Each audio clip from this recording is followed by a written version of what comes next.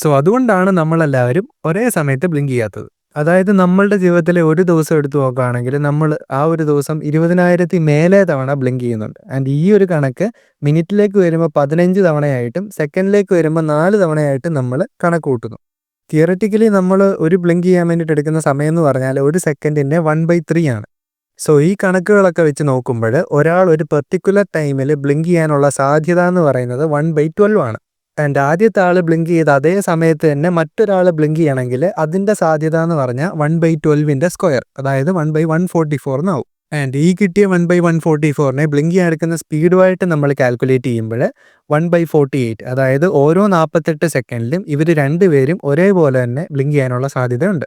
ഇനി ഇതേ കാര്യം തന്നെ നമ്മൾ 10 പേരുടെ കേസ് എടുത്ത് നോക്കുകയാണെങ്കിൽ 1/12^10, അതായത് 1/61.9 ട്രില്യൺ എന്നായിരിക്കും വരിക.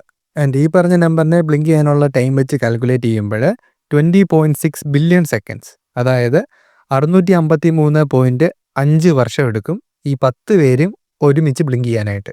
സോ 2022 കണക്കനുസരിച്ച് വേൾഡ് പോപ്പുലേഷൻ എന്ന് പറയുന്നത് 8.2 ബില്യൺ ആണ്. സോ ഇത്രയും ആൾക്കാർ ഒരുമിച്ച് ബ്ലിങ്ക് ചെയ്യണമെങ്കിൽ അതിനൊരു നമ്പറിന് ശേഷം 8 ബില്യൺ സീറോസ് ഇട്ട് കഴിഞ്ഞാൽ എത്ര വർഷമാകുമോ അത്രയും വർഷം എടുക്കേണ്ടി വരും. And it's like impossible. അതേപോലെ മനസ്സിലാക്കേണ്ട മറ്റൊരു കാര്യം എന്താണെന്ന് വെച്ചാൽ നമ്മളിവിടെ ഒരു ബ്ലിങ്കിൻ്റെ കാര്യമല്ല പറയുന്നത്, ഒരു ബ്ലിങ്ക് പാറ്റേണിൻ്റെ കാര്യമാണ് സംസാരിക്കുന്നത്.